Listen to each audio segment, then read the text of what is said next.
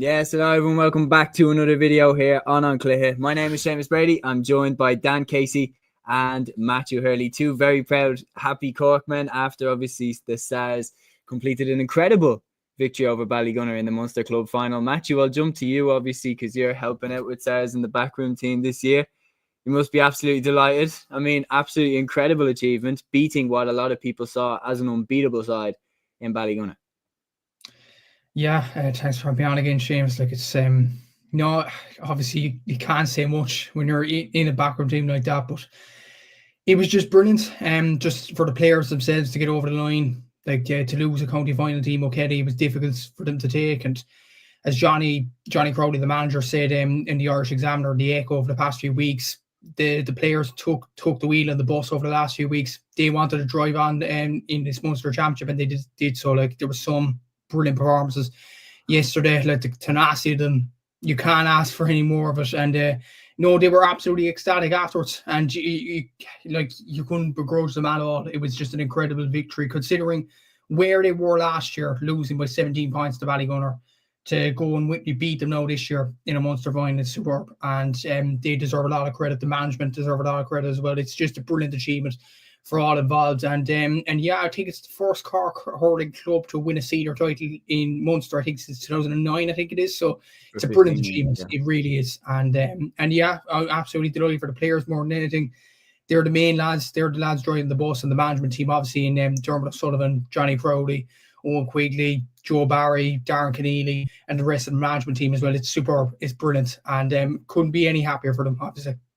Yeah, no, 100%. I think there's no better place to start than right there. And like before we get into it, like there's going to be a lot of firsts. Like Coolera won their first Connacht title. You had Coolera winning their first Leinster title. Like there's a lot of firsts this weekend.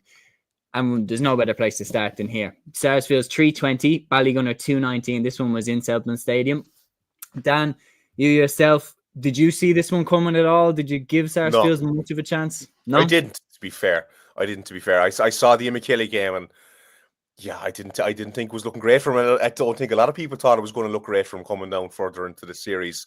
So yeah, to be honest, for me, it was a total shock. Now the bookies making them. What was it again?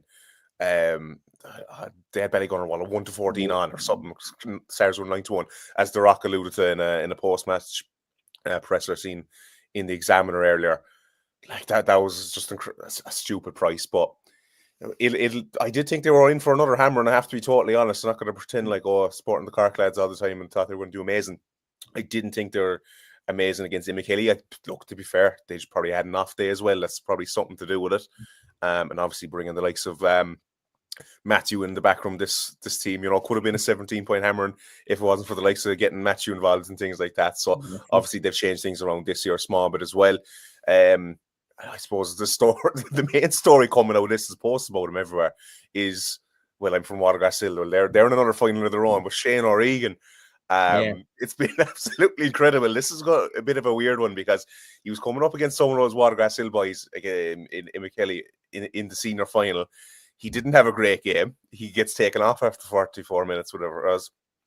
He's no appearance, I think, it was against Wolfstones, wasn't it? And then he gets taken on as a sub and has a blistering game, wins man of the match from the bench, which is just absolutely incredible. Like what a year for him. Proper highest to highs, lowest to lows type situation. And like the gas thing is like his 2-3 came pretty much inside 10 minutes, and I'm pretty sure he scored it consecutively. Like I'm pretty sure for Sars, everything went through him in that period. He was just constantly in the right place, and especially when he got the second goal, it was like, what's going on? Ballygunner at that point looked to me like, when a heavyweight champion in boxing or something is on the ropes and they just keep getting tagged. Oh, like it was like watching Daniel Dubois knock the head off Anthony Joshua in Wembley. It was like just Ballygunner are all over the place now. Every time Sars attack, they look like they're going to score. And this guy seems to be in the right place time and time again. Matthew, I'll go to you for this. He came on with 20 minutes to go. As Dan said there, he finishes with player of the match and 2-3. Like for a guy who had been through, getting taken off against McKilly, not starting this game, it's a hell of a turnaround. Yeah, and he didn't start against Fecal either. And I'm sure Shane would have been very, very disappointed in that. And like, if what struck me about Shane's post-match interview on TG Car, it's a brilliant watch as well. He said that one of the last things that Teddy McCarthy, the late great, obviously Teddy McCarthy, said to him, let your hurling do the talking. And I think Shane took that on board. Like, he's a very, very talented hurler. And his performance yesterday just proved how good he is. Like, he has scored goals before. He did score a goal against Douglas in the county championship and Newtown Chandler. He scored 2 goals in the Cork championship. He was probably one of Sars's best goal scorers in the championship, and he definitely brought this form into the Munster championship as well. It would have hurt him, obviously, for him to not play from the start in this one. But when you look at the forwards that is at their disposal, when you think about it, like Aaron Myers there, scored 1-6 from play against Fecal. Jack O'Connor is a speedy player, obviously. Daniel Hogan's a bit of revelation this year. Cullen McCarthy's a workhorse. Usually plays around midfield, but he's a really, really good player, obviously. James Sweetie wins a lot of ball around the full forward line as well. Like, it's a hard team to get into, and I suppose that just epitomises the management team and what they've done with this group of players. Like, when Johnny did take the group over the year before, 2022, Sars didn't even get out of the group. They got knocked out in the group stage in the Cork Championship. They were beaten pretty heavily by St. Finbarrs on the last game in that group stage. What Johnny and Dermot have done coming into this team has been absolutely brilliant. And I said this in briefly on my pod during the week to you, Séamus. The only club side that Sars lost to under their stewardship as management was the only club side they lost to was Ballygunner by 17 points. They beat every Cork club side. I'm not counting Emo Kenny, that's a divisional side. That's a completely different kettle of fish, but they've done brilliantly. And, it's just a brilliant story, obviously, for this group of players, for where they've come from. Like, just for them to win it, the amount of effort they put into training, obviously, the amount of the hard work they put in and the training ground as well. It's just brilliant, and I'm absolutely delighted for them more than anything as well. And there were some brilliant performances as well, like the elder statesmen. A lot of people are talking about them. Conor O'Sullivan, superb from the full back line. Daniel Carney, brilliant in midfield as well. And for them, especially them 2 players, to win a Munster championship after being hardship in not getting over the line in Munster. It's just brilliant for those 2 players in particular, and the other players around the panel as well. It's just brilliant for all involved, and I'm absolutely delighted for everybody in the club in Sars. And they'll enjoy this for the next few days, I'm sure. But yeah, it's a brilliant achievement. Certainly. And then going back to the O'Regan goal, Dan, I'm going to come to you with this one. One. Am I being a bit of a Debbie Downer, or did Shane O'Regan somehow manage to take 12 steps and then hit the ball into the back of the net? Because he posted it on TGK. Every comment is more steps. He'd be back in court. Yeah, no, I see the Buff post about it, and he was giving out about steps, and some of the comments was like, well, look, if Tony Kelly can take him, why can't Shane? So Shane O'Donnell as well. So yeah, exactly. So look, it's the way the modern game of hurling has gone. Unfortunately, maybe I guess you could say. And look, you have to say it probably was a free out, but it's just the way it's ref now. It's the rules. Like, and yeah, it probably should have been. And yeah, I do feel like a bit of a downer here. But look, they still won, so who really cares? I guess from Sarsfields' point of view now. But the reality is, they still got the second goal. They still, like, O'Regan still got the next one, and they won by 4 points. That goal was not the difference margin. Exactly. It would be a different story if it was talking like a 2-point win here. Yeah. So look, I think they'll just be delighted to get over the line. Maybe it changes things anyway, and I know there's probably that argument there that that goal gives Sars more impetus to go on forward, get the next one, the next scores. But yeah, look, should have been a free out, but I don't think anyone can really begrudge him. I think there was the initial part where he turned, where one of the Ballygunner lads got real tight to him. I think the ref was kind of hesitant to call a foul, then didn't. And then by that point, he's already taken 7 steps, and then he's stumbling forward. So he takes another couple, and then he hits it into the net. And look, this is why, in my opinion, VAR would just never work, because most goals, I think, straight off the bat, if you had VAR in hurling, you can rule out half of the scores that Shane O'Donnell gets, because he's kind of mostly scrutinized for how many steps he takes.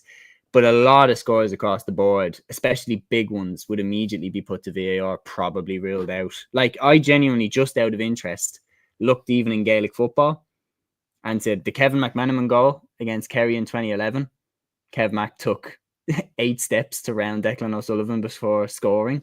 Like, there's big goals that nobody called for steps at the time, but if they had gone to VAR, they would have been called up.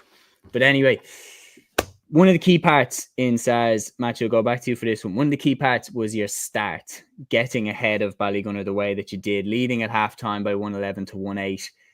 The key thing that I highlighted, though, when I picked Sars to win, was the finish that you had against Fecal and the way that you pulled away. And I thought potentially going down the stretch, the legs that the Sars lads have, you might be able to get some big scores against Ballygunner going down the stretch. And we saw O'Regan get the goals. Now, Ballygunner never gave up, but that period down the stretch where O'Regan hit his 2-3, like when the game was there to be won, Sars turned up.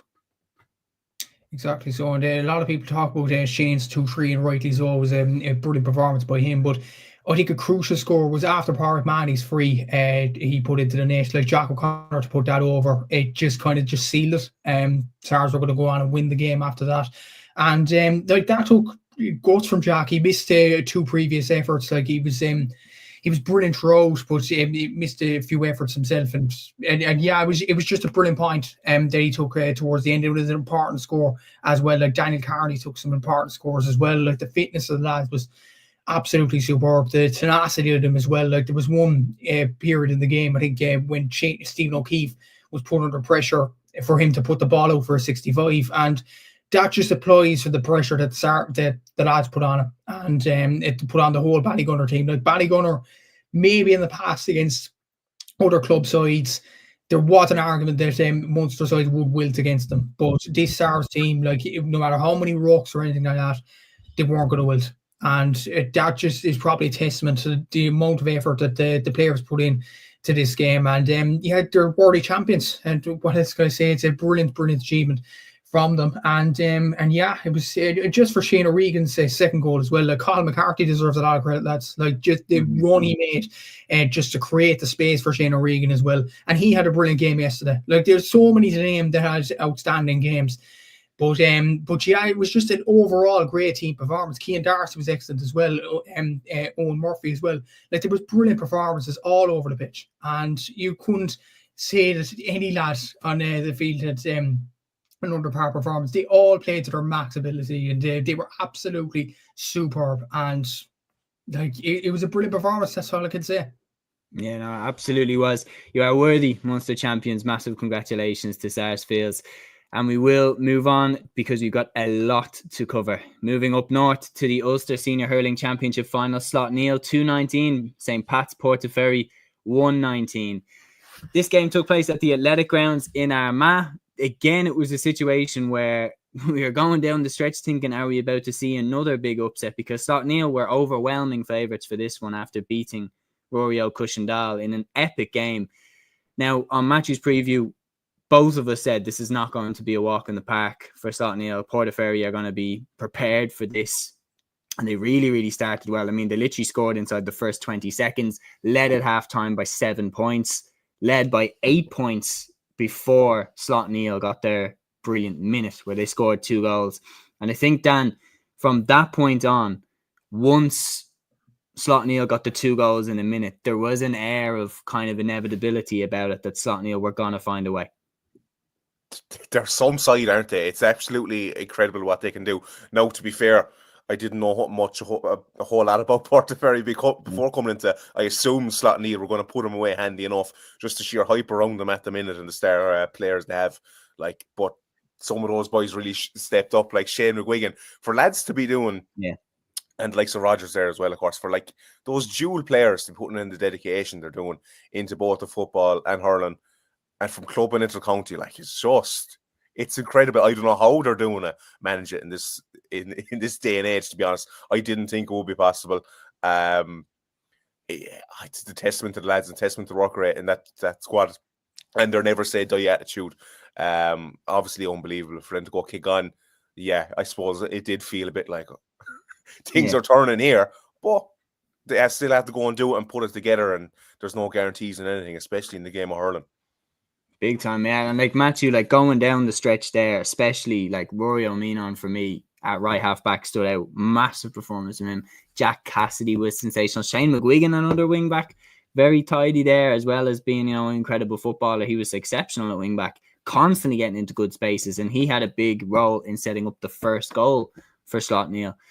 But the point that I was trying to make there was, if there was ever a time to wilt, if there was ever a time to panic, it was when Portaferry kept, being 6-7 points ahead of them up until obviously the dam broke and they got their 2 goals. Yeah, and this was a game I only watched briefly. I only watched a bit of it, to be honest with you, towards the end of it, and I thought it at half-time, it looked like Portaferry really had a good hold of them. And to be honest, I wasn't surprised that Portaferry really put it up to them, because this was a Portaferry team that took Rory O'Cushendall to extra time last year. And Rory O'Cushendall obviously took Slaughtneil to extra time this year. So I wasn't shocked at the slightest that Portaferry really put it up to them. Yes, they don't have as household names as they do as Slaughtneil. They don't have the likes of Dottie Sands or Rowan Sands. Like, a lot of down hurling fanatics will know about them, and Joe McDonough fanatics, maybe not up at the higher level, would know much about those players. And it probably questions the commercialisation of hurling, I suppose, in those counties, the likes of Down, the likes of Derry, the likes of Antrim, and it needs to be up, no doubt about it. But Slaughtneil had a brilliant performance in them, and I think at one stage they were 190 or something like 19 points to 11 down, and for them to score 2-8 to a goal in the last few minutes is just a brilliant performance by them, and they deserve a lot of credit for it. Obviously, Cormac O'Doherty was brilliant. Jack Cassidy again, and Jack Cassidy scored 6 points from play in the semi-final against Rory O'Cushendall. He scored 3 points from play in this game, 9 points from play in 2 games. And he's a household name that has really stated his claim. There's no doubt about it. Shane McGuigan, obviously, as you mentioned, and Rory O'Menon, 2 brilliant wing-backs, overflowing wing-backs. They're really, really good, obviously. Shane McGuigan there as well. Shea Cassidy, Brendan Rodgers, all scoring in this game. Like, it was a brilliant performance by Slaughtneil. The second half in particular. The first half, there was always going to be the Portaferry kind of wave of dominance. And like, it was only a question, would Slaughtneil quell that? And to be honest, I think they did. I think they did well enough in the first half to quell it. Then the second half, they went full gung-ho and they got over the line in the end. And they will be a difficult team in the semi-final. There's no doubt about that. But should be a good game against Sars in the semi-final. Yeah, no, absolutely. And then I'm going to slightly disagree with you, Matthew, on the incredible, on that it was a great performance by Slaughtneil. I don't think it was. I think that in the second half, they dug in and they had an amazing spirit within them to really claw it back. But in the first half, they only scored 6 points. And I think if you look at it that way, if they turn up in any way and start as slow as they did in this game against Portaferry, Sarsfields will not let them back into the game the way that they managed to get back into the game this time.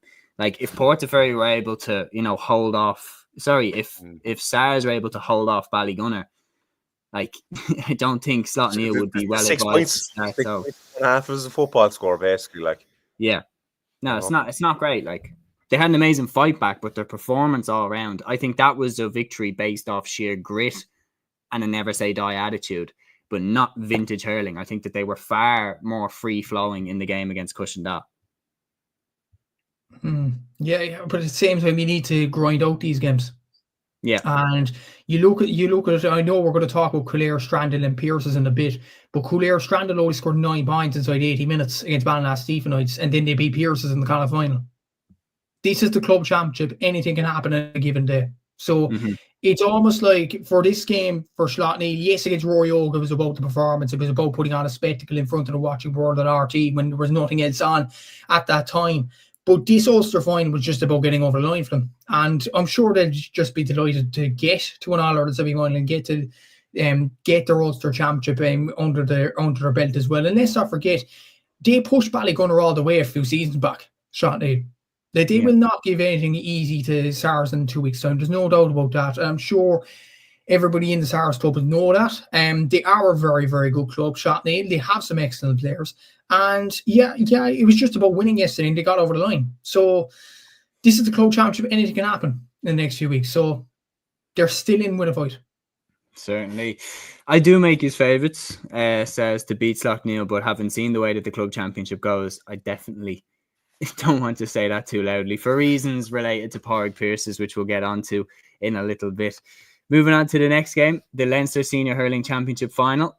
Na Fianna 222, Kilcormac Callaghy 216 at Croke Park. This one, I think I can kind of sum it up a little bit in this way. It just felt like it was Na Fianna's time. Like, having seen how long a journey they went on to finally win the Dublin Hurling Championship, and they really did lose in the most painful of ways to Kilmacud Crokes 2 years in a row. Then they finally win it. And then they lose in the most painful way to O'Loughlin Gales in last year's Leinster final. This year, I think Kilcormac Callaghy are just a little bit, I think this final just came a little bit too soon. And when it went down to the last quarter, I think Na Fianna just had a little bit more know-how of how to, control the game and get over the line. But Kilcormac gave them a right good game, and it was only really when AJ Murphy hit the back of the net kind of halfway through the second half that it looked then like it was Na Fianna's to lose. But Kilcormac really fought back well at the start of the second half. I'll go that one to Dan first. I thought it was going to be Kilcormac's time, to be honest, though, the year they've had, to be honest. I suppose it's kind of both of these sides feel like it was coming down to it, really. Kilcormac Callaghy, it might be more their time on reflection in a year or two, and I think that's when they'll get over the line. But you're probably right in everything you said there, to be fair. The Murphy goal probably put it to bed a small bit, in my mind. Yeah, like how do you see him getting on into the semi-final now? Yeah, Na Fianna. Yeah. I see them beating Loughrea, to be honest. I do see them beating Loughrea. There seems to be a bit of an impetus within the camp, all right, but who knows? They have a really, really good team. I do mean it. They have a really, really good team. And I watched them in the Dublin Championship. They put 425 on Ballybowden in an hour. Like, they absolutely annihilated Ballybowden St. Denis. But I think they kind of came into that game with a higher level of confidence based off how much they had beaten Ballybowden by previously. But at the same time, they then struggled, to get over the line in the semi-final. Against St. Martin's, who, you'd fancy Ballybowden to be able to put it up to St. Martin. So styles definitely make fights in this one. Matthew, what did you make of Na Fianna beating Kilcormac? Obviously, you slightly went for Kilcormac in this game. Again, it could have gone either way. But I think the platform to Na Fianna getting the win was their first half. Like, Donald Burke, Sean Curry were both sensational in that first half. Na Fianna go in 5 points clear at half time. Sean Curry got that goal in the 27th minute. And from that point on, it was Na Fianna who were ahead and Kilcormac were chasing the game. And I think the main thing as well, at the start of the game, I'm not sure off the top of my head, I think it was Conor McHugh on Adam Screeney in this game, and he angered him in this game. Adam Screeney got a yellow card early on. Charlie Mitchell got a bit frustrated as well. And yes, Adam Screeney scored 1-8, but I think Na Fianna really shackled him well. And we said it in the preview during the week, if you're going to shackle Screeney and you're going to shackle Charlie Mitchell, you'll go a long way to winning this game.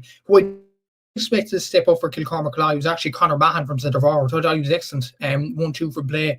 Very good performance from him. But they shackled Mitchell. Mitchell only scored 3 points. He didn't score anything, I don't think, against Castletown-Gagan in the semi-final as well. So maybe he just needs to have a bit of a rest after his long season with the Joe McDonagh Cup with Offaly and things like that, and maybe go ahead for next season. But like Donald Burke, AJ Murphy, Sean Curry, especially Donald Burke, 7 points for play. And that's the difference having him this time. That's the difference having him this time. They didn't have him against O'Loughlin Gales. And that fella, how highly do you rate him? It's an interesting one because, to be fair to the Premier View podcast from Tipperary, they actually did a few stats on Donald Burke and his scores per game, I think it was. I'm just looking at it now. Hurling's highest per game scoring forward when you just include intercounty now, because if you're doing with club, you could do it all day. Donald Burke is a 9.1 average. Patrick Horgan's an 8.6. That's a brilliant statistic there. He's a brilliant forward.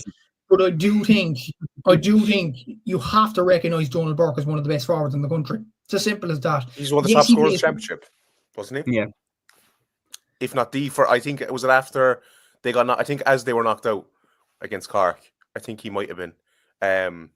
It's definitely helped though by the fact that he scores everything for us. Like that definitely comes into play as well. Like Donald Burke is Dublin's main man, and we definitely are quite reliant on him. What I do find interesting is that he doesn't always take the frees for Nafina.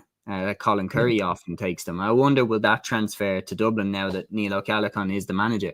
And what's crazy is as well, Dan, I think this might be a first anyway in the club championship for a while anyway. We're going to have a manager double jobbing because he's going to take over the Dublin senior hurlers, coming up to the Allianz League, and Nafina are still going to be knocking around the latter stages of the All-Ireland. Sure, when there's all that money knocking around Dublin GA, be all right. Nearly as bad as Limerick, I'd say. Maybe. But, I mean, if we're saying money into the hurling, we haven't got really the silverware to show where that's... It's gone to the football. It's gone to the football. And if there is any money, please throw it at Brian Fenton to get him to change his mind about retiring. Matthew, what I was saying earlier, the last word on this before we move on to the next game, I was saying, look, I thought it was a little bit too early for Kilcormac, but that I do think they will win a Leinster very soon. I think over the next 3-4 years, they'll win one. Now, we've seen examples of this in the past. Ballymun Kickham's in football is a perfect example. Like Ballymun nearly won the All-Ireland in 2013, losing to Bridget's in that final. They had, Philly McMahon, James McCarthy, a young John Small, Paddy Small was coming on the scene as well. It looked like everything was there for them to win another Leinster, go for another All-Ireland. And it never happened again. They never got to win another Leinster. The year that they finally won the Dublin Championship again was the pandemic year, so they didn't get a crack at winning Leinster. And now I don't think they will. I think that their best days are past them.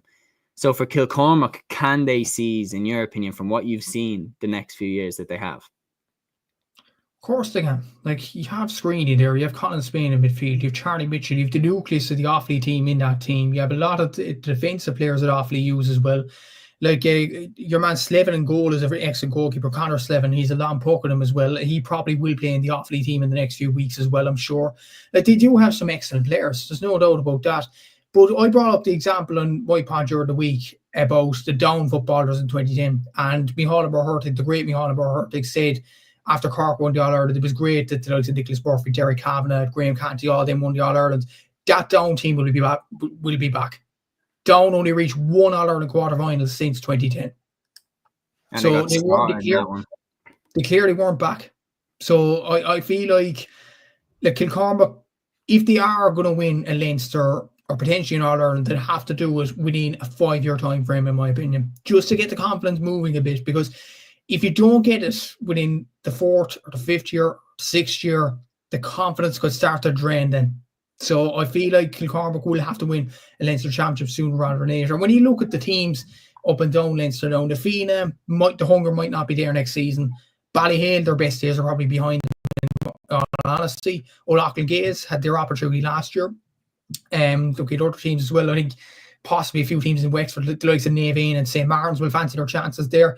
But all in all, I think Kilcormac Connacht are probably one of the favourites to win Leinster in the next few seasons. And I do think if the likes of Screeney and Charlie Mitchell could bulk, and I've always said this, if those two guys could bulk up a small bit, I do think they are serious players.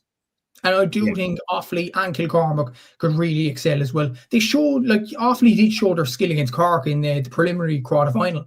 This quality of some of them players are absolutely brilliant. And I feel like if they were to survive in Leinster this year, possibly get a top 3 appearance, the confidence could start to go through the veins in Offaly hurling and potentially Kilcormac Connacht as well. So the next few years will tell a lot. What age is Screeney now? He's 19, I believe. 19. The dog in the street knows he's going to, he'll have to bulk up, and he will. No doubt that's one of their top priorities for a lot of those Offaly boys. You saw it when they came up against Cork in the under-20 final there, and that they lost. The difference in size was just stark, to be fair.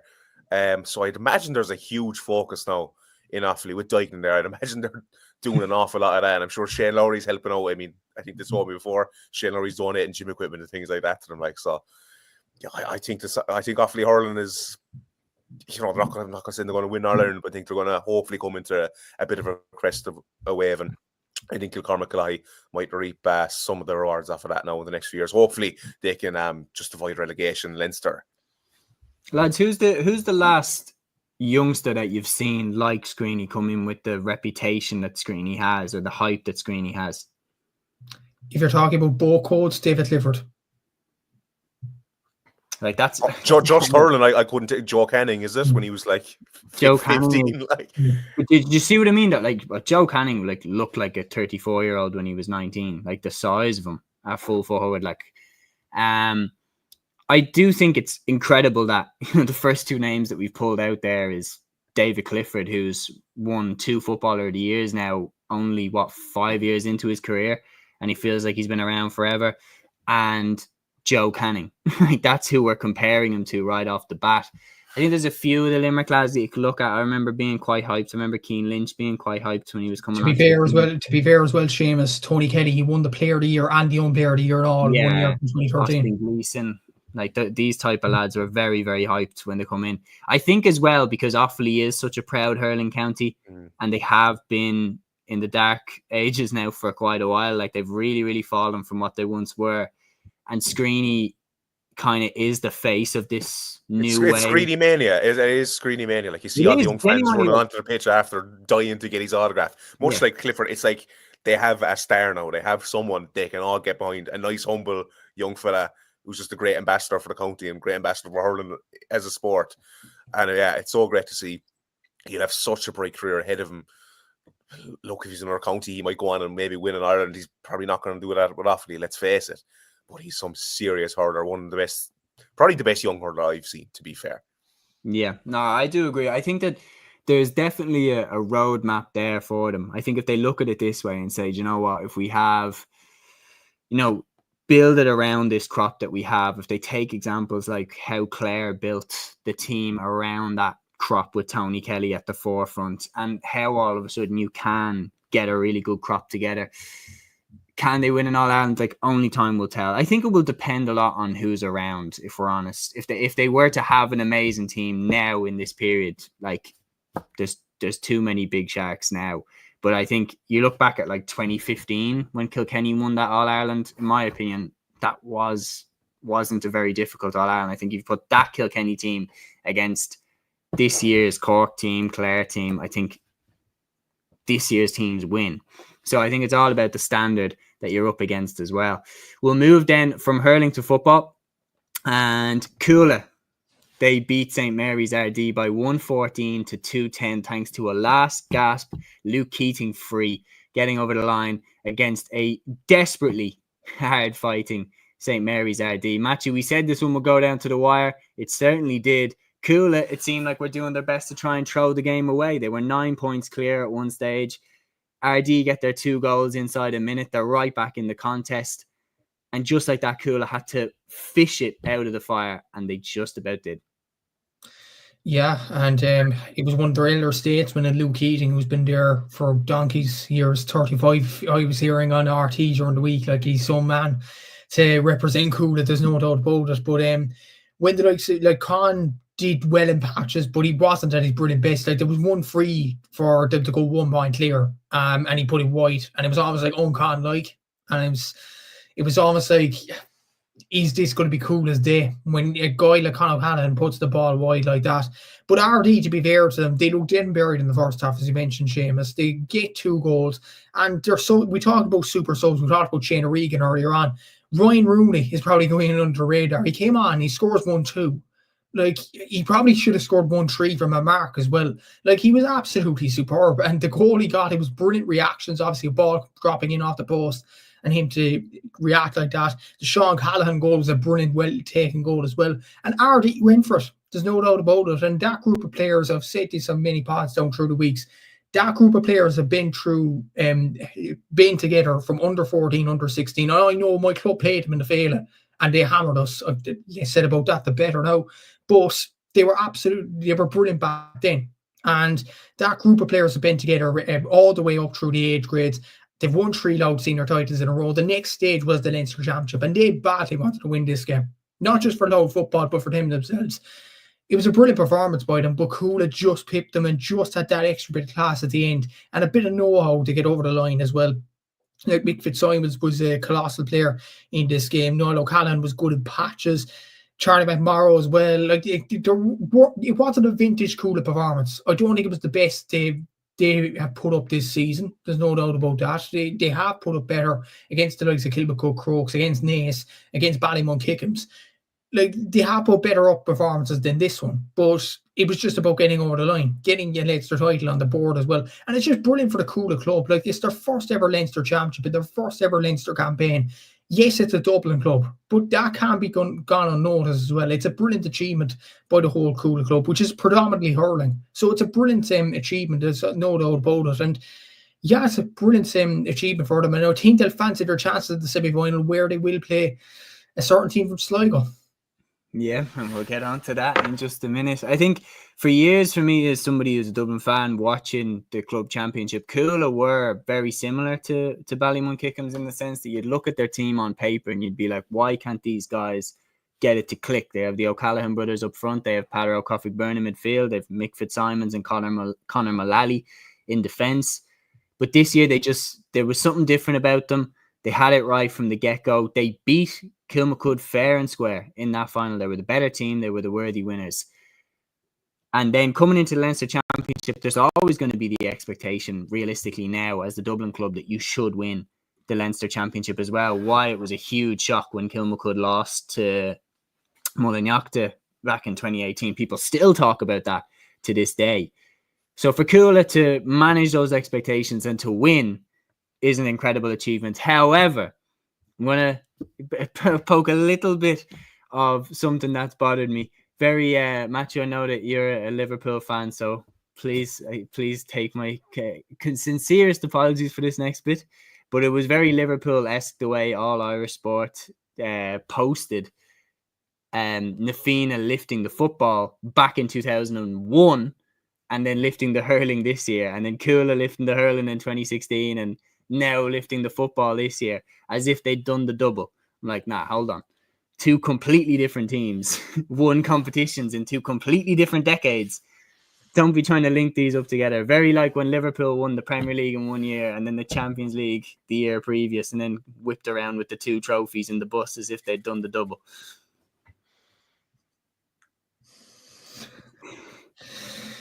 There's no coming back from that, is there? No coming back from that. You're just going to leave that point, like. But yeah, Dan, what did you make of Coolera? What did you make of them beating St. Mary's and then against Coolera and then potentially Kilcoo or Dr. Croke / Lockmore in the final? What do you think? Not their best performance, but the lads on paper you think they'd have.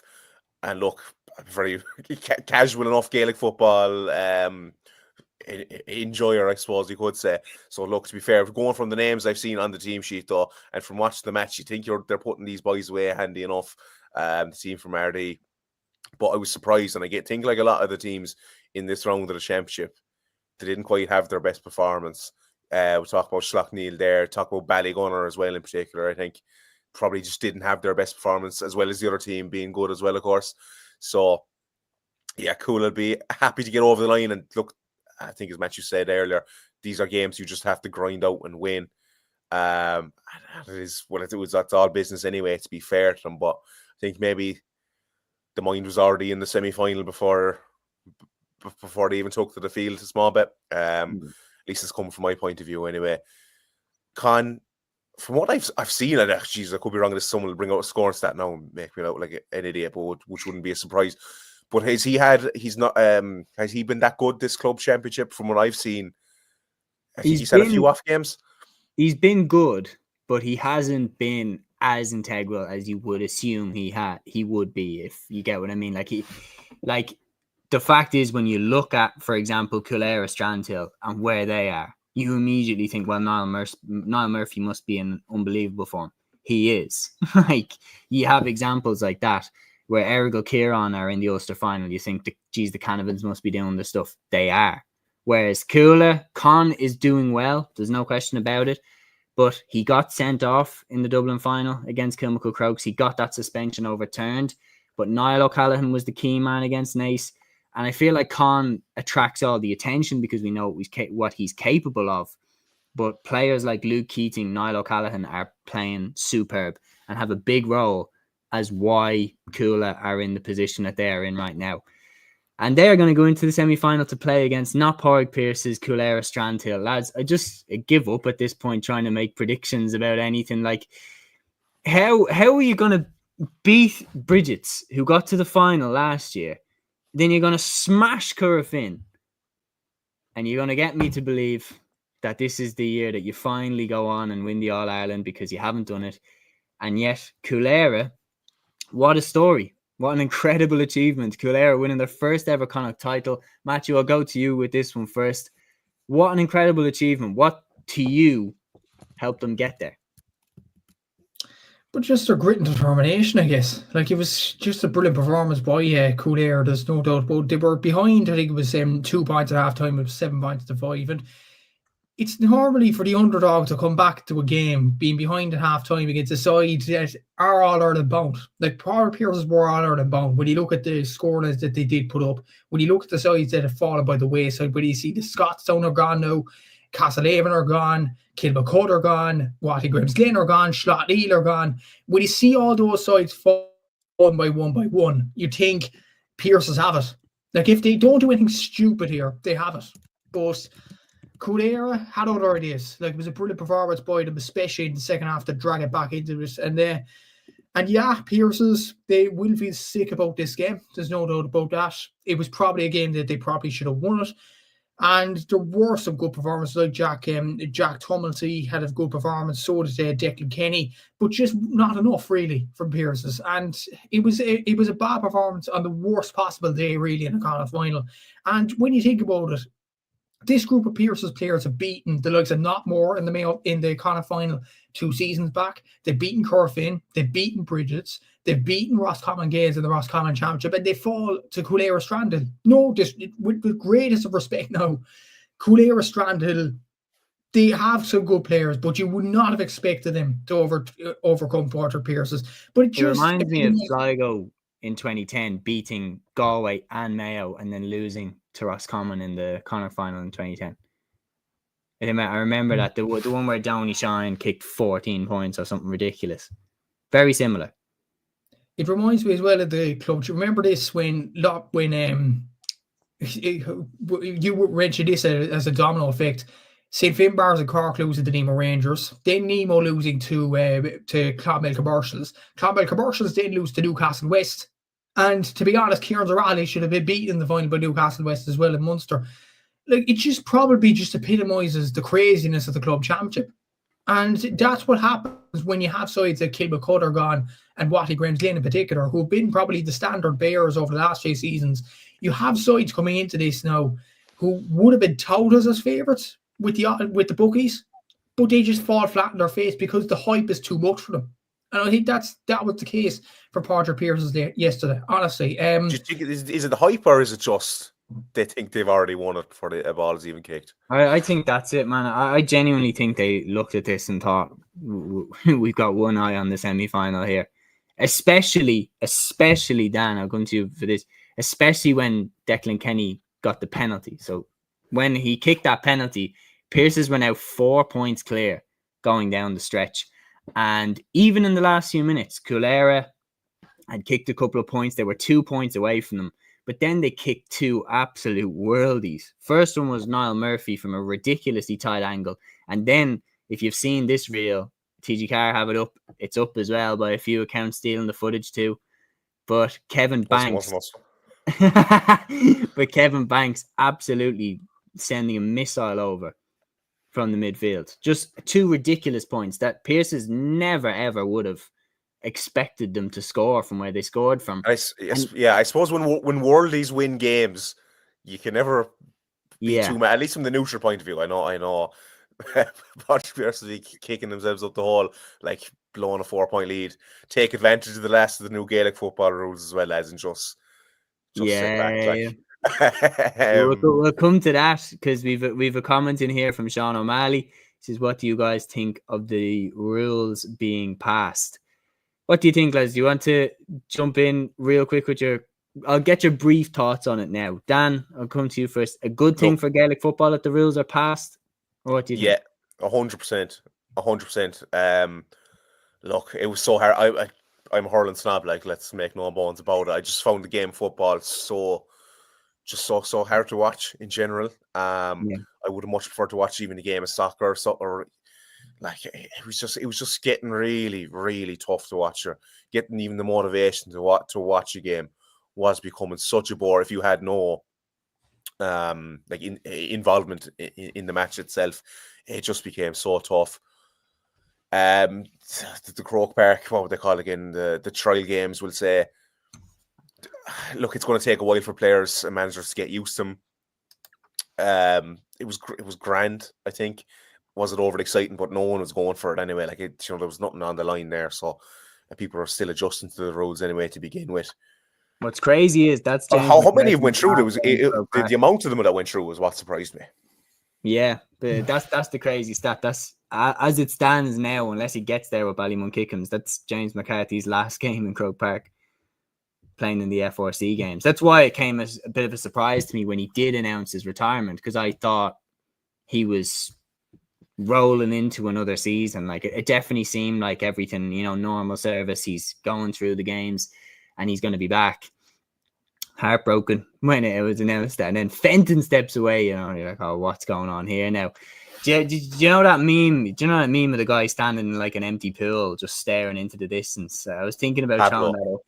Yeah. I was thinking about showing that up, being like, because I was just like, do you know what? Then I'll probably wait until Mannion probably doesn't come back, Jack McCaffrey doesn't come back, everything like that.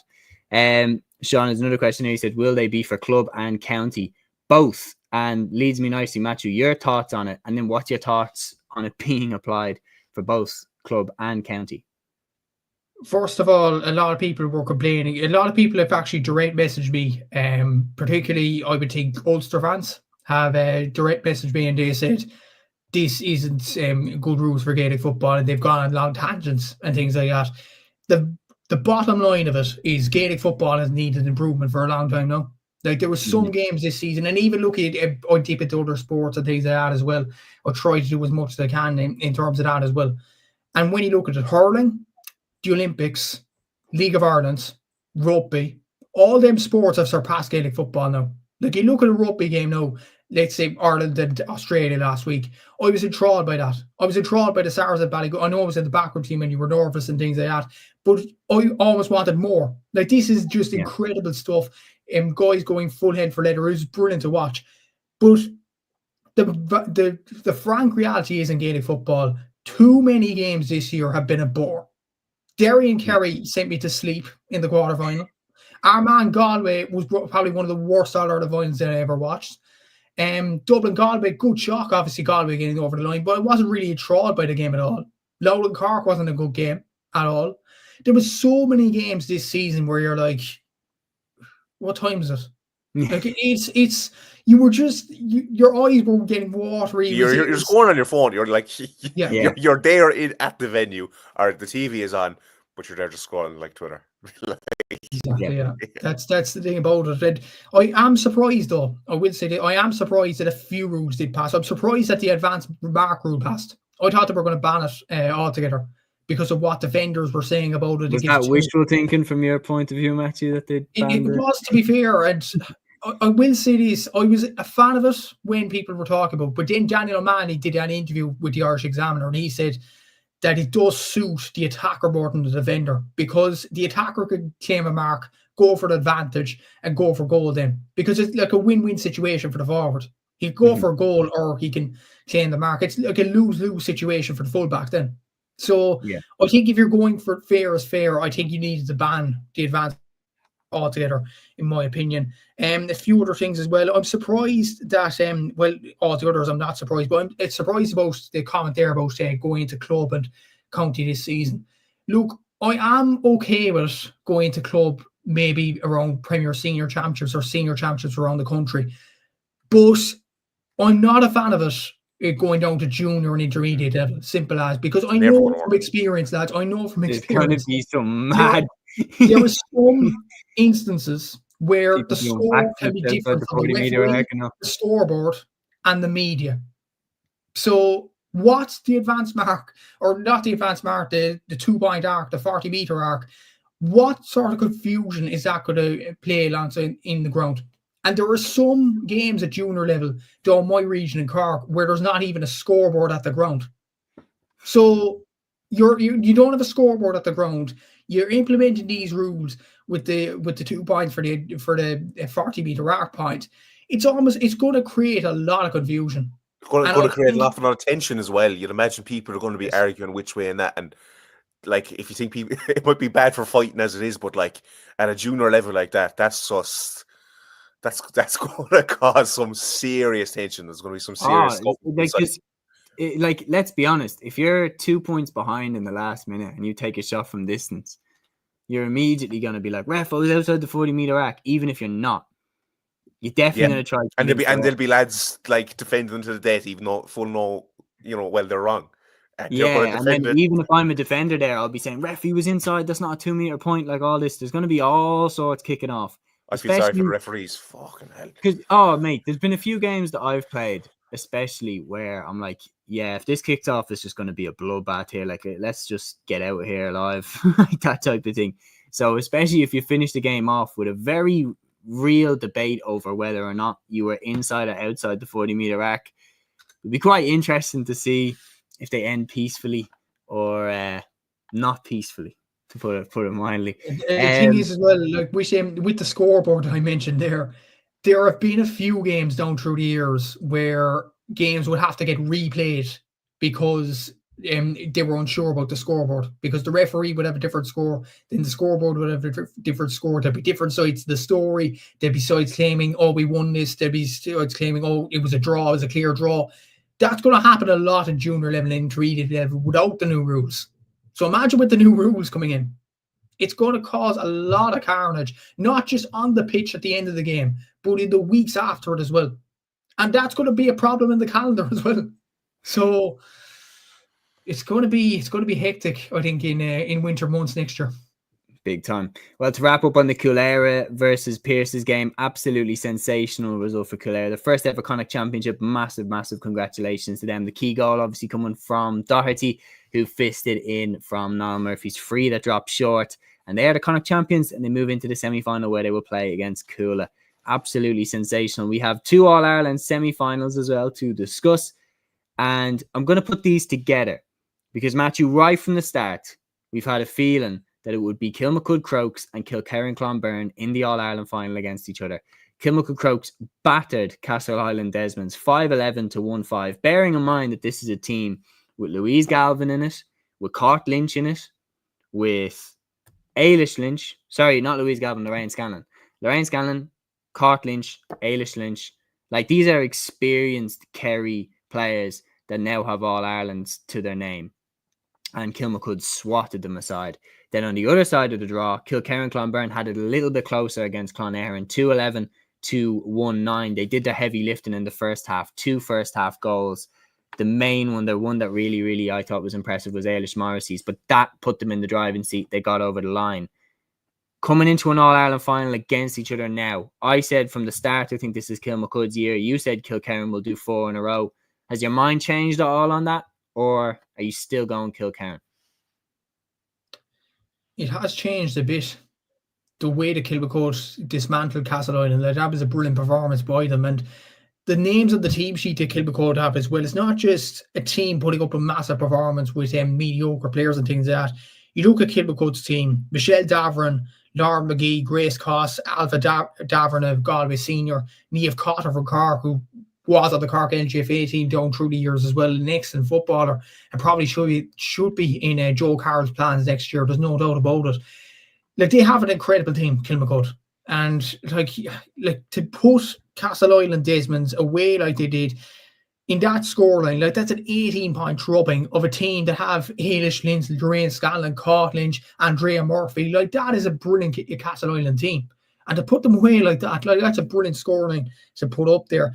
But then again, Clonera are a tough team as well. They do have Clonard McCambridge in there. They have Cato. They have some excellent players. And Kilcorn were always going to have a test to them. Like Aidish Morrissey getting the goal, Ashton Madden as well. Like, they have some good players, Kilcorn, and they're going for 4 in a row. But then again, eras do come to an end. And you look at the Munster Championship in hurling, I know I'm bringing it back now, but Ballygunner were going for 4 Munster Championships in a row. Sars stopped them. Is it the year where 4 of the rows are going to be stopped? And I feel like Kilmacud could be the team to do that against Kilcorn this time round. My mind is probably slightly enough changed, Séamus. I actually might say Kilmacud will win this final now. I know Kilcorn have looked good down through the years, but that performance that Kilmacud put up on Saturday was superb. They really made a habit out of that. Like, they've made a habit out of absolutely slaughtering teams. Like, they played Eadstown and they had 4 goals by half time. Like, they really, really do make a habit that, like, if they feel like they have their foot on your neck, they go for the goals quite quickly. You'll notice that, especially in the first half. Look, Kilkerran are sensational, and they're kind of reminding me now of, like, they just know how to get the job done. They're a little bit different. Kilmacud are a little bit more flashy. They'll beat teams by a bigger scoreline than Kilkerran will. But the reality is, they are unquestionably the 2 best teams in the country. And it was never going to go any different than these 2 being in the final against each other. Dan, which one are you leaning to? So Matthew said he's kind of leaning more Kilmacud. I'd say I did the men a disservice enough without me talking about the LGFA and Camogie action now. Yeah. So I don't know. I couldn't tell you from everything going off Matthew saying there, the hammering obviously they put on the score line. It's Kilmacud, isn't it? Yeah, I personally think Kilmacud's time has come. I think that they've definitely learnt their lessons, and I think Kilmacud would have taken more from that game than Kilkerran would. I think, like, you look at last year, Kilkerran won by a hair's breadth, and this is a Kilmacud side that didn't have Lauren McGee. This year, they have her. She's been crucial to every one of their games, especially the game against Sylvester's where they barely got over the line.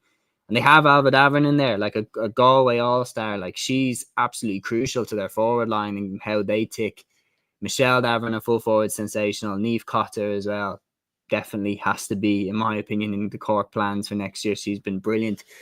Yeah, I'm going to go with Kilmacud. I'm sticking with my predictions on that one. The 2 semi-finals that happened in Camogie then, putting these together, because we have Sarsfields of Galway, who you'd imagine will be overwhelming favourites in the final now, beating Lochiel Shamrocks 116 to 3-9.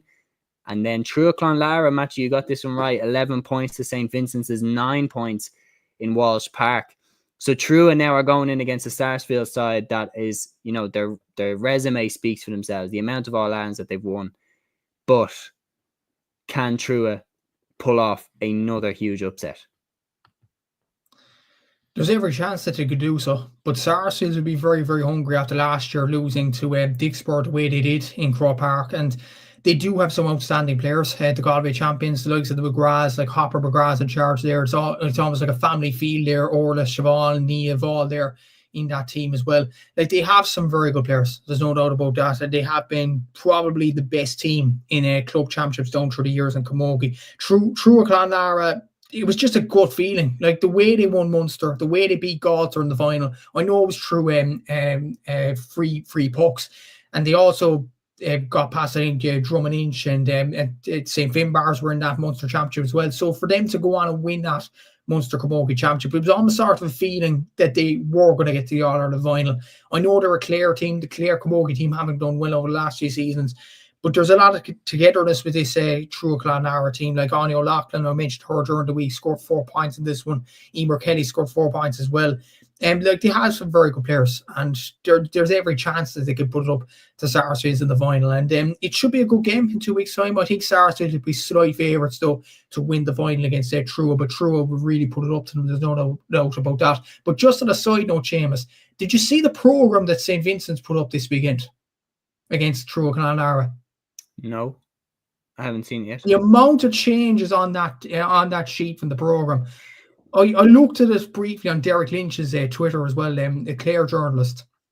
Jeez, like, what is the point of a match program if you're going to change that much in it? But it's like, in my opinion, for years, this has been the case.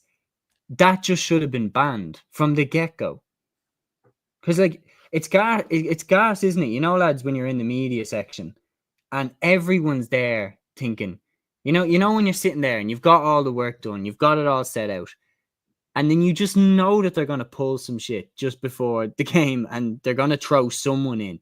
Like, Derry did it all last year. Do you remember, lads, with Niall Toner? And he started every single game, but he was listed as number 21 every single game. And every single game, Emmett Bradley was given the number 9 jersey and then dropped. And the gas thing was, they kept doing it. I was like, lads, there's no smoke and mirrors here. We all know you're going to start Niall Toner. So just give him the starting jersey. Like, in my opinion, they should just go the way that they've gone in the Premier League, where you just don't get away with that. You name your team. That's the team you start with. It would make it so much easier to cover the sport, make it so much easier for fans to, know who's going to be on the pitch starting the game. Yeah, I'm just looking at the image here, lads. There was 50 changes, positional changes and subs changes. That's ridiculous. That's the statistician's worst nightmare right there. Jesus. Like, just for context, lads, number 3 went into goal. Ah, Jesus Christ. That's shocking. What a master Ashley Marr, their main scorer, Ashley Marr, was number 2 on the programme. Is that alphabetical? It doesn't look like it because it's number 2 Ashley Marr, number 3 Dara Cook, number 4 Isabel Marr. I remember Liam Cahill did that at the start of the year. It was the ugliest looking program I've ever seen in my life. Oh yeah, and he had them all wearing that. I was like, what was the point of that? Like, what was the point of that? But yeah, I personally think they just need to take a more obvious approach to this. You're not allowed to do that anymore.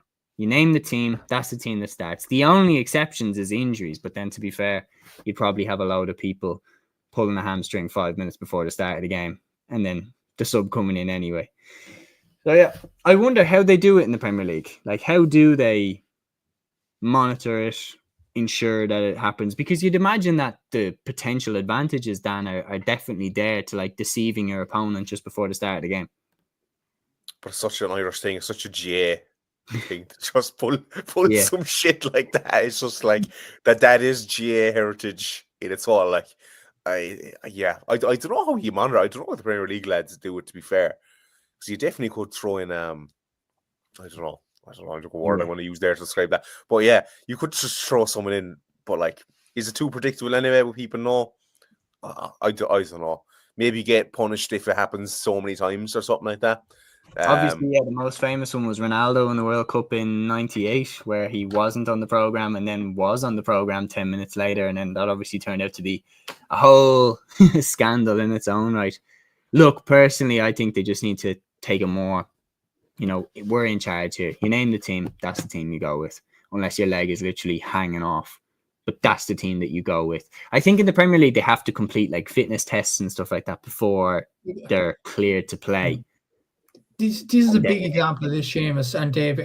Soccer's a great example as well. But in rugby, they named the starting 15 and the bench, I'd say, on a Wednesday or Thursday? Thursday at the latest. Thursday, I think, for a Saturday. Before a Saturday or Sunday game. And they keep with the same names on the programme. Yeah. Why, like, if you could do it in rugby, why can't you do it in Gaelic games?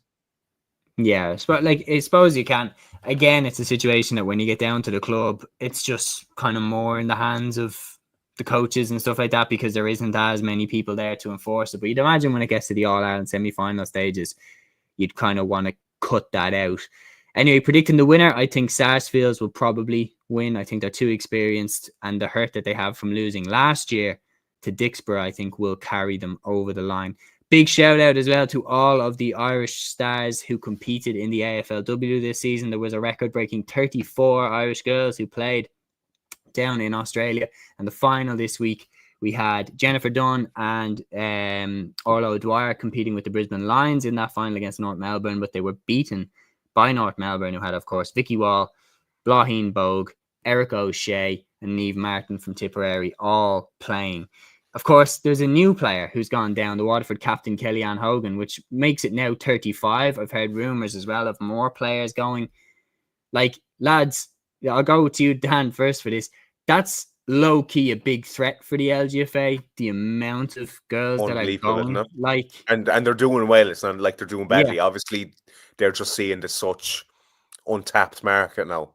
yeah, It's like Celtic in Japan. It's like they're just going there, or no one else is. Yeah, obviously, well, I guess they were competing amongst themselves. They can't go anywhere else. But like, yeah, great to see. It's only going to get bigger. It's only going to yeah. get bigger. Yeah, the LGFA is in serious trouble. Like, why would you not go to Australia, have all that lifestyle, get a bit of sun, get to train professionally? Like, it is a no-brainer if you're a decent, young, decent LGFA baller now at the moment. It should be. If I was talented enough, it'd be definitely something I'd be crying out to do, to be honest. That's it, because I think, Matthew, I think they're blessed that the AFLW runs when it does, that it starts in September and finishes in November. I think if the AFLW was to get more into July territory, I think the LGFA as a product would be really in trouble, because then you wouldn't have Jennifer Dunn, Vicky Wall coming back to play in the championship. They'd be away off in Australia. And like there were girls who were, nominated for All Stars who couldn't be there because they were in Australia. Like that, it's getting to the point now where the best players play in Australia, and players that you'd look at now, like I'd look at players like Katie Quirk, Emma Duggan, and I'd be like, how long is it until they get an offer to go? Yeah, exactly. And even in the last few weeks, like even looking at research on AFLW over the last few weeks, because Erica is like she's around our region in the Southern Star, so we do bits on her now in the last few weeks, and like even doing research in terms of that, like the statistics databases in AFLW from a side note anyway is absolutely brilliant compared to even Gaelic games across the board. I think it's absolutely brilliant. It's so easy to look up. You could look up the scores and everything like that. You could look up the stats of each player as well. Like I know Erica had more disposals on Saturday than her average throughout her whole AFLW career, as well as her kicks as well. She had, I think it was 5 tackles on Saturday as well. Like, it's so easy to find out that information. And yeah, Dan is absolutely right. Why wouldn't you go down to play AFLW in the sun as well? Professional contracts. You get a lot of attention as well. Like, even there's a small little thing on the statistic databases as well. Like, I look up Erica and Vicky Wall's player profiles and things like that, and it was saying, why don't you follow these players on Instagram? They are getting a lot of recognition over there now. Like, it's just brilliant to see more than anything. Erica was even sponsored by Adidas. I think she might still have that deal. I've no idea, but like they're getting serious recognition over there. I don't know about money, probably less than the men's game, obviously, but no, it's great to see. And match even on the stats thing, like when I was looking for stats for sports show for inter-county, keep in mind last year, I was going to you. I was making the graphics for sports show. I was taking them directly from your page because they weren't available everywhere else. I'm not going to go through every single match report reading who got what, but there's no database that the GA have, which boggles the mind that you could see. And like they're not posting them. I think they post them themselves on occasion, but I guarantee you they're taking it from Matthew. I guarantee they're not. I guarantee they're they're not keeping it from Matthew. As well, another thing that really annoys me, like like inter-county teams with terrible social medias. Like the GA should be helping them out. Like even the Limerick one, like 4 in a row, nearly 5 in a row champions, and their Instagram is shocking. Like just help them out. Give them, like we have in work, you can get like a Canva template for every county. You could have someone in the GA doing it for all 32 counties basically, or someone takes Munster, someone takes Leinster, whatever, and then someone posting the full-time scores remotely or helping out someone, the media officer in that county, to do it. Like that's just something so simple that needs to be done. Like again, even something like tagging players, letting people know. They just get so little exposure. And I'm going on so many different tangents now and things, but like the hurling lads, like I'm a huge Cork hurling supporter. I think a lot of people might know that, but like if someone of those lads walked down the street past me, I wouldn't be able to tell you who they were. If they were kicking the shit out of me, and they probably would want to, I would not be able to tell you who they were because there's a helmet on. There's no You wouldn't Yeah. know because they're not pushed out. I don't know who the journalist was last year who did it, but it was like when a hurler gets a score, be it a point or maybe they make a defensive play or whatever, their face pops up on screen, little thing in the corner like they would have in American football, maybe showing their face, showing what they look like. Gee, definitely need to bring in something like that as well. Like I'm not kidding. Like some of these hurlers, like they're huge stars. I'd be huge fans of theirs, but walk down the street, I probably wouldn't be able to tell you who some of them are. To be fair, that's a good point. That is a good point, actually, Dan, because you look at the Clare Cork All the final last year. The first time you see most of their players' faces was on the match program in the player profiles. Lads, even from a promotional standpoint, one stat that just absolutely like does my head in, especially because I put out the highlights for TG Caher of the club games yesterday. I put out the highlights from the Sars Ballygunner game, was watching it, clipping it as I went, and immediately put the highlights up when it was done. It took RT Sports YouTube channel 3 days to put out the highlights of the All-Ireland hurling final. One of the greatest All-Ireland hurling finals we've ever seen. We had all the tweets coming in of all these people watching it for the first time. Like just top and tail it from the Sunday game. Like, did they not have something like grab you? It's so easy to do. And it just did my nut in that it took them so long to put it up. Because I would look at, again, they're very forward thinking in some fields. And there are some accounts whose I think social media is superb. I think if you look at Ulster GAA's content on TikTok and Instagram, it's sensational. Like the close-ups that they get at the players at the full-time whistle and all. I'm like, whoever's in charge of this, put them in charge of the actual GAA's one. Like, because their content is second to none. And I would look at that and be like, there's so many things that we could do better. And the exposure and the appreciation side of things definitely is one. And you look at the AFLW, they're superstars over there. Like, they're superstars over there. They're getting all those endorsements. They're living in the sun. Like, because when I did out a list for myself a while back, the top 10, I said top 10 GAA players with the most followed GAA players. Half of the players in the list, I'm not even making it up, half of the players, 5 out of the 10 were AFLW stars. Like, that moved from Ireland, like Orla Dwyer and people like that moved down there and made a big name for themselves and have really now got endorsements coming out of their ears. Yeah, exactly. And it probably just epitomizes the stardom that he's down there at the AFLW. Look, I look at Erica's account as well. Like, Erica has nearly 50,000 followers. I don't think she'd get near that playing for Cork LGFA at the moment. No. Vicky Wall is... You get about 1,500, let's be real, like.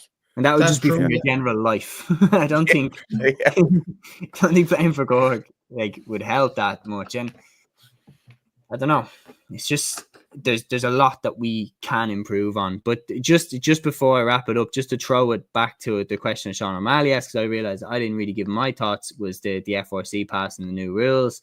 I think it's just a fantastic thing for Gaelic football.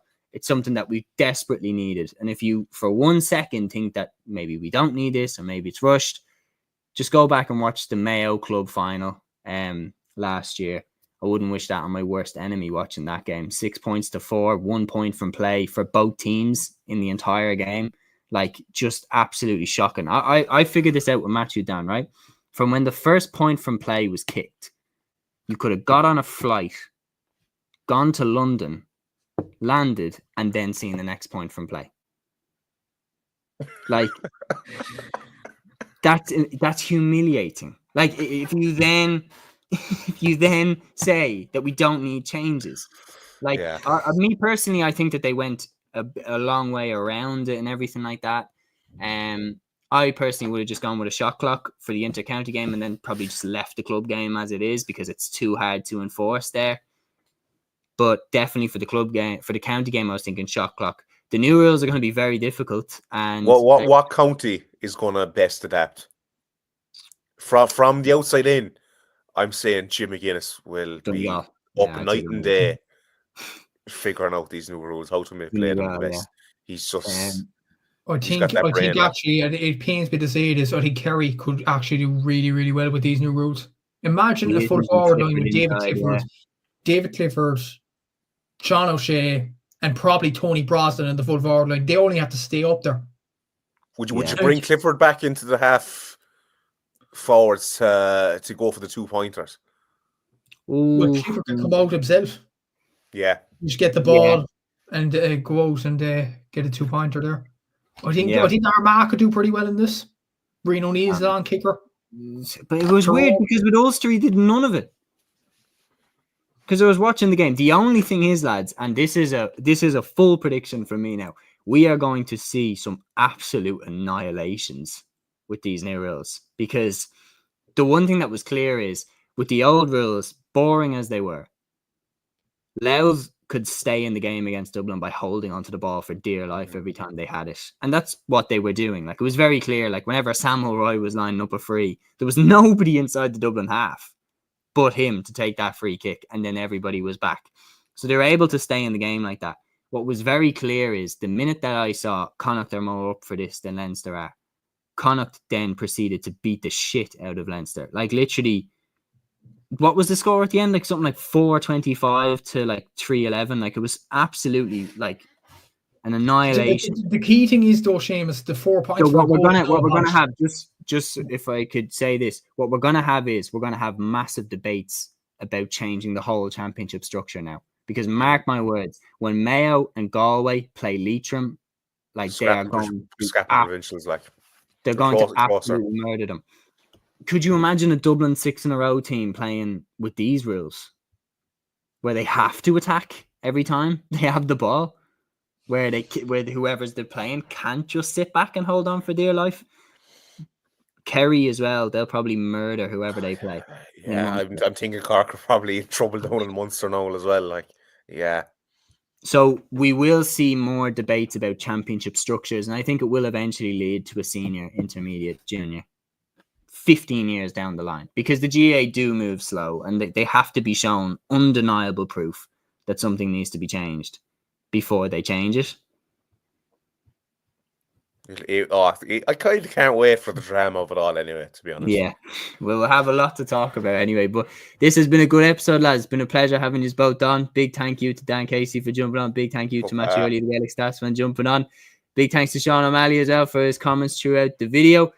It's been a big weekend in the GAA, not only in the club championships, but obviously with the F4C rules being passed and the success of the Irish girls down in the AFLW as well. Thank you to anybody who tuned in during the course of this video, and leave a comment down below. Before I wrap up, Dan, I will say it's funny you referred to yourself as a hurling snob earlier in the video, when a man titled @hurling_snob commented on my last live stream saying, "You don't have a clue about hurling, so stop trying."